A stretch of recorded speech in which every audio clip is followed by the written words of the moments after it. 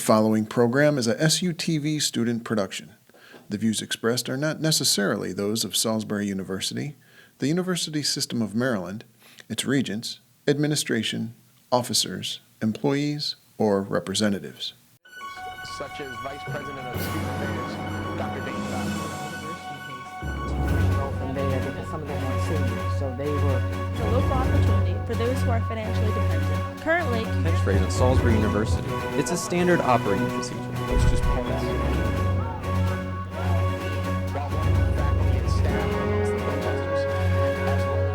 Good evening and welcome to SUTV Evening News. I'm Eli Modlin.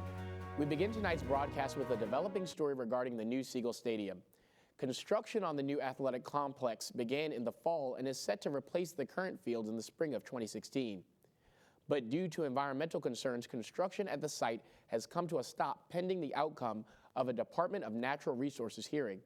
We asked the university's Vice President of Administration and Finance about what was going on, and she had this to say.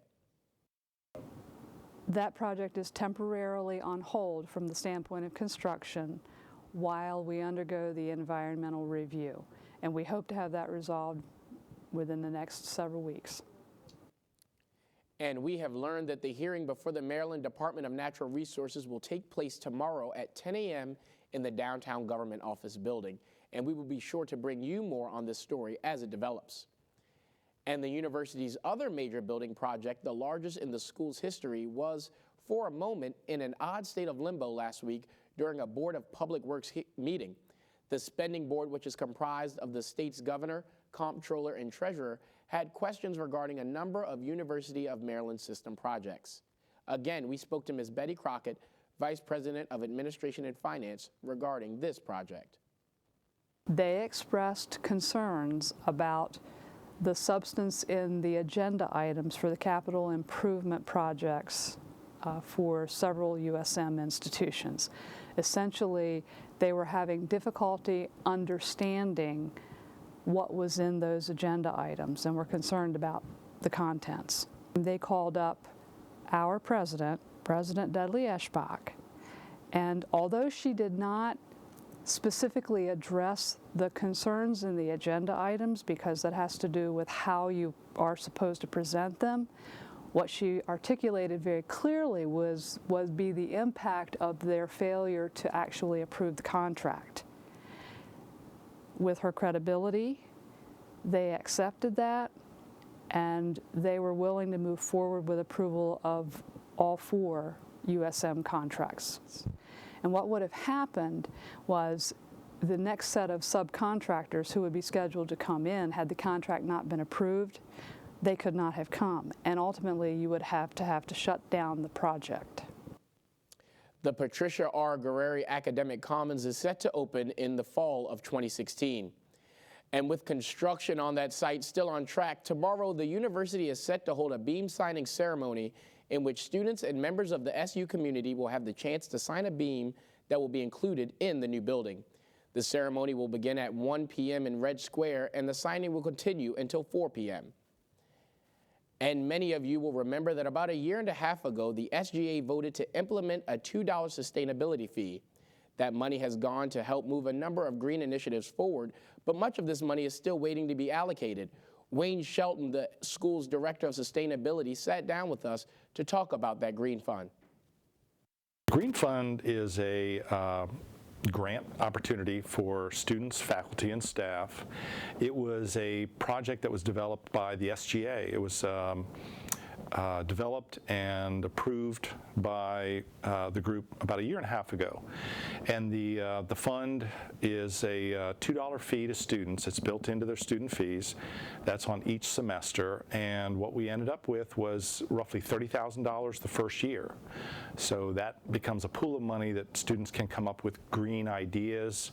They can be projects, they can be research, they can be activities. There's a wide range of things that can fit the category, but it's basically a nice pool of money that students can request, and it goes before a board, and if it's approved, then they get awarded that money. And you can find more information on that Green Fund on the school's website or in your email. It's that time of the semester again. Advising sign-ups week began on Monday and will continue until this Friday, the 13th. And it could be even more important than usual to sign up for advising this week, as state budget cuts that will affect the entire University System of Maryland, including Salisbury, could cause there to be less seats and course offerings depending on the program due to a hiring freeze. Program planning meetings with faculty advisors will take place from March the 23rd through April the 3rd. And we're going to go to commercial break and be right back with Today in History. At shelters, you'll discover healthy and loving animals just waiting to become a part of your family. Why wait? You can make a difference in the life of an animal. A person is the best thing to happen to a shelter pet. Be that person and adopt your new best friend today. To find out more, visit theshelterpetproject.org. And now Allison Haley gives us a look at some of the major historical events that took place this week in history. This week on Today in History, we will be looking at several inspiring women in honor of Women's History Month. On March 12, 1912, Juliet Gordon Lowe gathered 18 girls in Savannah, Georgia for the first ever Girl Scouts meeting. Lowe believed that every girl should have the opportunity to grow physically, mentally, and spiritually. Today, the Girl Scouts of America has blossomed into a huge community service organization with over 3.2 million current members and over 59 million alumni. Thanks to Miss Lowe, we now all get to enjoy the variety of Girl Scout cookies sold each year. On March 9, 1959, Ruth Handler, co-founder of Mattel Incorporated, displayed the very first Barbie doll at the American Toy Fair. These dolls were the first mass-produced dolls with adult features in the United States. Handler was inspired to create this doll after watching her daughter play with adult paper dolls rather than baby dolls. These dolls created huge controversy regarding gender roles. Some people saw them as problematic based on Barbie's never-ending wardrobe and dream houses, while some saw them as a positive change because she had several different careers, such as a doctor and a U.S. president candidate. Criticism aside, the sales of the Barbie dolls went through the roof, bringing over $1 billion every year by 1993. Barbie dolls are still a popular toy today for young girls all over the world. On March 10th, in Purdue Hall, motivational speaker and author Neen James spoke on productivity and effectiveness in the workplace.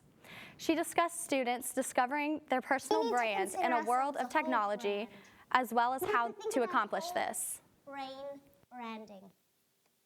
There's an artist and a judge in everybody. We need to consider ourselves a whole brand. We have to think about whole brain branding. There's an artist and a judge. James is the author of several books about real-world strategies for work and life. That's all for Today in History. Now back to you, Eli. Thanks so much for that, Allison. And this weekend marked another major historical event. It was the 50th anniversary of Bloody Sunday, which took place when hundreds attempted to march from Selma to Montgomery, Alabama. The president and other leaders gathered at the historic Edmund Pettus Bridge to commemorate the event that stands as such a strong symbol for civil rights in America. It is a rare honor in this life to follow one of your heroes. And John Lewis is one of my heroes. As John noted, there are places and moments in America where this nation's destiny has been decided. Selma is such a place. I think it's important because it shows that everything that John Lewis and Dr. King and Hosea Williams did wasn't in vain, and that what they have done has left an mark on our generations and for generations to come, to know that the people who did die on that day, they died for a purpose. And over the weekend, Salisbury University lost a longtime member of the community when Professor Homer Austin died of a sudden heart attack. Professor Austin, who joined the Department of Math and Computer Science in 1983, came to SU from James Madison University. Colleagues and students shared their sadness, and we sat down with one of his fellow faculty members. Homer was a specialist in every area. He could teach just any math course that was thrown at him, and he did, and he was well loved by all of his students. Funeral service yesterday, his pastor said that when he was when he first came to his church, he said, well, what should I call you, Dr. Austin, Professor Austin? He said, just call me Homer, because I'm one of the bunch. And that's the kind of individual he was. He just had that friendly smile. He had that homespun humor that just made everyone that talked to him feel at ease. He was one of the finest Christian gentlemen I've ever known. He was gentle, he was loving, and I can tell you, our department is really going through a sad time right now because we're just going to miss that friendly smile, that warmth that he penetrated throughout everything that he did here and outside this as well. He was one of the most loved professors on campus. He wasn't easy. You learned from him, but they loved him because just of his gentle mannerism and the way that he presented himself. And the SU Counseling Center is open and available to students and faculty alike who need their services in this time of loss. Now moving to sports, we go to Naira Tolliver, who has an SU sports update. The number 2 Salisbury University softball team split a doubleheader in an early top 10 matchup, taking down number 10 Virginia Wesleyan College on Tuesday afternoon. 1-0 in the opener and falling 3-1 in the nightcap. In Game 1, neither team would record another hit until the bottom of the 4th inning when Virginia Wesleyan's Courtney Bogan came up with a single. Johnson and Virginia Wesleyan starter Christina Kagagorius dueled until the 6th when the Seagulls scored the game's only run. In the top of the 6th, junior Molly Simpson scored the eventual game-winning run as Katie Sabane was thrown out at second. Rachel Johnson would make the 1-run stand-up, retiring the final 6 batters, including 3 strikeouts, and Johnson sat down 9 Marlin batters on strikes in the contest and surrendered just 2 hits in the game. In Game 2, the Seagulls lost 3-1. The game would remain square at 1-1 until the 6th when the Marlins plated 2 runs on a pair of errors and 2 hits. Anna Brittingham was charged with the loss in the game. The Seagulls return to action this weekend, hosting the Salisbury University tournament. The Seagulls will play Uranus College, Capital University, and Rutgers University Camden in their games, beginning on Friday, March 13th at 1 p.m. Women's lacrosse, the number 8 Salisbury University women's lacrosse team came up short on its comeback to number 14 Washington Lee University, falling 9-8 on Saturday afternoon, giving the Generals their first victory against the Seagulls since 1993. Washington and Lee winning the opening draw started the game off quickly, scoring the first goal in its first 22 seconds of the game. It wouldn't take long for the Seagulls to answer, though, seeing senior Kate Haker tally her first of 3 goals less than a minute later. Washington and Lee answered with 2 more goals to separate the score 6-2. With 6:39 remaining in the first half, Salisbury started to find some offensive flow, scoring 3 goals to the Generals' 1 to trail by just 2 at the break, 7-5. The second half started in favor of the Seagulls as Hager notched her first hat trick on the season to notch the score at 7-6. But for the next 19 minutes, the game only saw 2 goals, both of which were by the Generals to take a 9-6 advantage into the closing minutes of the game. But the goals would fall short of a comeback. A penalty inside would send Hager to score, but a huge save by goalie Carrie Mulligan would be enough to seal the game at 9-8 for the Generals. Hager finished the game with a game high of 3 goals and an assist for 4 points. The Seagulls travel back home to prepare for their first Capital Athletic Conference matchup on Saturday, March 14th, as Salisbury welcomes number 13 York College of Pennsylvania to Seagull Stadium. First draw is set for 1 p.m. And now here's a look at some upcoming home games for the next few weeks.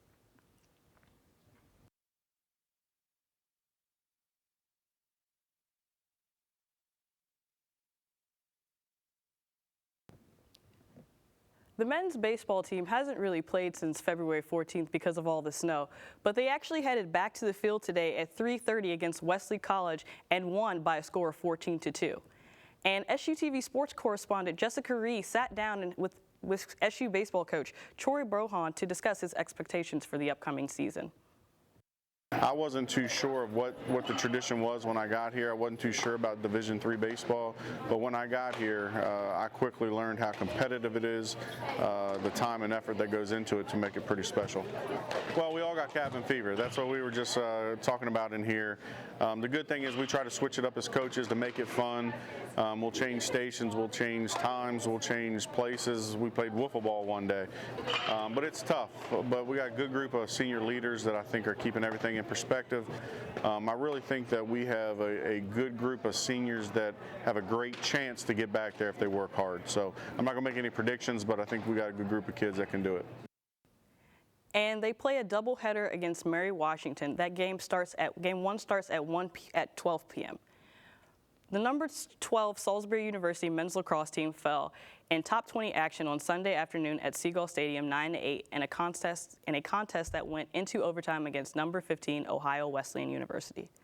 The game was a defensive battle early on, with the only goal of the first quarter coming at the 12-0 mark. Junior Thomas Cicerello took a pass from sophomore Chris Joyce at the right wing and ripped a shot into the lower left corner of the cage for a 1-0 lead.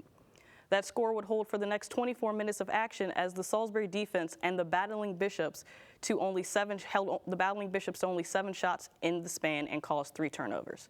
The Ohio Wesleyan defense was just as stingy, holding Salisbury to only 6 shots in that time. Ohio Wesleyan broke the score drought to take a 2-1 lead into halftime. At the break, Salisbury led in shots 14-11 and faceoffs winning 4-5. Goals scored by sophomore Andre Terahan and sophomore Carson Kalama allowed the goals to regain the lead and make the score 3-2. Salisbury scored two more goals in the third quarter to take a 5-2 lead into the fourth. The Battling Bishops used a 3-0 run over the next 5 minutes to tie the game. The Seagulls ended the game tied at 8-8 and headed into overtime. They won the initial faceoff, but a turnover put the ball in the Battling Bishops sticks and then into the back of the cage for the extra overtime win. Cicerello led the team with 3 goals and 3 points. Senior Connor Anderson got the starting goal for Salisbury, the first of his career, making 10 saves in 61 minutes and 2 seconds in the cage. They played today and won by a score of 13-4 against Hampton-Sydney College.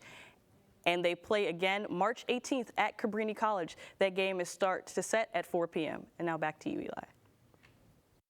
Thanks, Naira. And it's a rare case when we're looking at our basketball teams doing so much better than our lacrosse teams. But as Naira is about to tell us again, the men's and women's basketball teams are something that are making Seagulls proud. Naira?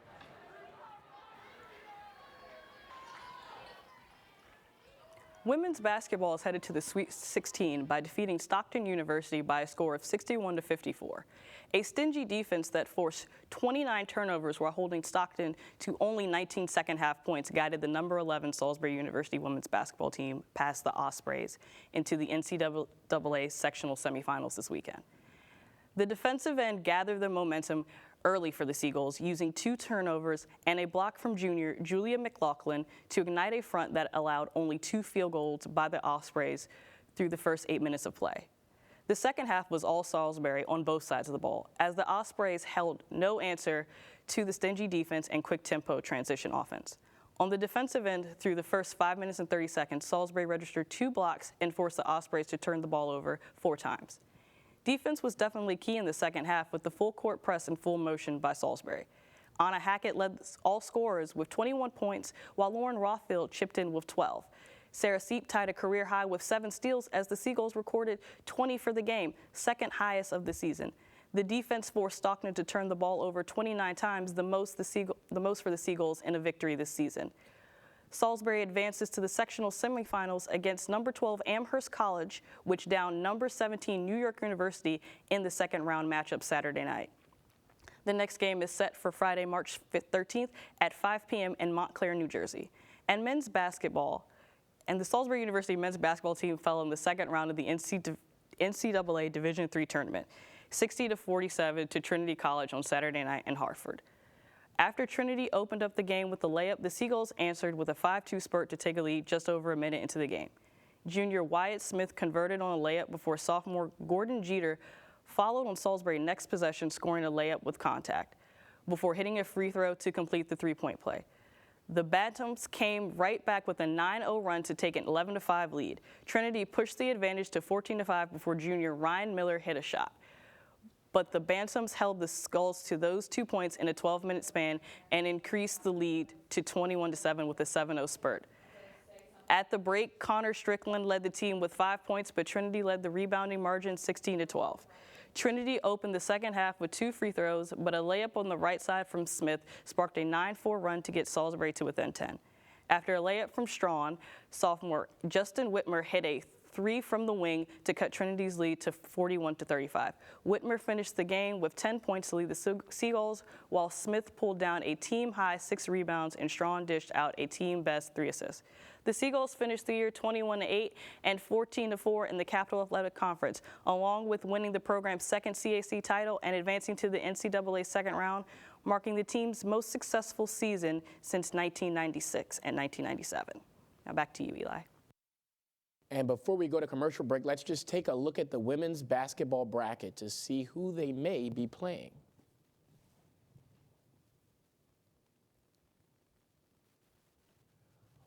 And when we come back from this brief break, we're going to look at spring break weather and how you can eat healthy on a budget. Don't look at me. Your hair's a bit frizzy today. Oh, you should pick that up. Oh, you're such a dork. Loser. Here, let me help you with that. Oops.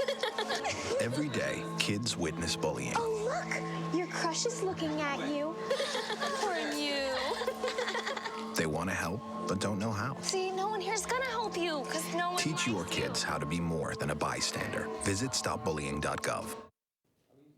And as students prepare for spring break, we sat down with Valerie Randall Lee, SU's Dean of Students, to discuss some things that students can do to remain safe and out of trouble with the law and the school while on spring break. And once you're a student at the university, you really, whether you realize it or not, you're agreeing to be to go according to what the code of conduct is. So I always tell people it's important to know what's in the code of conduct and take some time to read it. Whether you're off campus just on Camden Avenue, or whether you're in Florida, or whether you're in California, if the university becomes aware of something that our student has been involved in, we have the ability to make a decision as to whether, and there's a violation of the university code of conduct. We do have that ability to make a decision, are we going to adjudicate the student on it? Enjoy yourself, but be safe. So don't go by yourself anywhere if you're traveling. Make sure people know where you're going, so whether it's family or whatever. Make sure that you are being wise to who's your surroundings, who you're around. Make choices if you're drinking, and as I know some of our students will drink. And now Ryan Dennis is joining us to tell us what to expect from some of the most popular spring break destinations during spring break week. Well, thank you, Eli. So first, I'm just going to be talking about the Salisbury weather. On Thursday, if anybody's leaving tomorrow, it's going to be a nice sunny day, warm temperatures to leave. Friday night and the Saturdays when I'm a little worried. We have some rain coming in. Could be heavy at times with 1 inch to 2 inches possible. Temperatures will still be nice in the 50s and 60s. But after that Friday night to Saturday rain, going to be looking at sunny weather with temperatures in the low to mid 50s next week. So it's looking like a nice spring break. And what about some of those hot spots like Florida? So some of the hot spots like Florida, they're going to have better weather than Salisbury. Right now I'm seeing lots of sun, temperatures in the upper 70s to low 80s. We've been missing that with our cold winter. So it's very nice down there. There might be some rain on Monday and maybe next Friday, but other than that, it's just going to be nice and warm, sunny, and perfect spring break weather. All right, great. It's going to be great to get a break from this wintry mix that we've been having in Salisbury. All right, thank you so much for joining us, Ryan. Thank you. And balancing nutrition with the hectic schedule of college life can be difficult to do. But as SUTV's Brooke Reese shows us, it is possible to eat well even on a college budget. Between classes, clubs, and personal stresses, a college life can be tough. Whoever has the time to think about what they'll have to eat out on a daily basis? At the Wellness Lunch and Learn event today, students and faculty were taught that it is imperative to connect feelings with food every day of the week. I really took away how much we need to enjoy our food, pay attention to it more than just being full. The senses, smelling, tasting, feeling are also essential to enjoying your food. The other issue is finances. you're at a school where maybe or maybe not like the food, so you don't get the meal plan. And then our toxic food environment. We've got we're bombarded with food messages constantly, and, not that you can't eat healthy at a fast food restaurant, but usually the less expensive foods are not the most nutritious, and if you're on a really tight budget, maybe you're not going to spring for that apple, but going to go for, something that fills you up and takes away that hunger pain, but isn't necessarily nourishing. Asking themselves, just as we did today in the workshop, to slow down and say, am I really hungry? And what foods can I eat? And if there is a meal plan, looking at the healthier options that are there, looking at the salad bars and the vegetables and things, and maybe eating less of the higher fat, higher salt foods, and understanding that treat yourself, have that pizza, have that fried chicken, but just not make it an everyday thing. And I think, it's little changes, one little change. The next time you grab an easy snack out of the pantry, make sure you think about what you're actually eating. This is Brooke Reese with SUTV Evening News. Thanks for that report, Brooke. And for more information on student wellness, you can visit the wellness page on Salisbury's website. That does it for this week of SUTV Evening News. We won't be with you next week for spring break, which we hope you'll stay safe and have a good time at, but we'll see you here right back the week after. For everyone at SUTV News, thank you for joining us, and good night.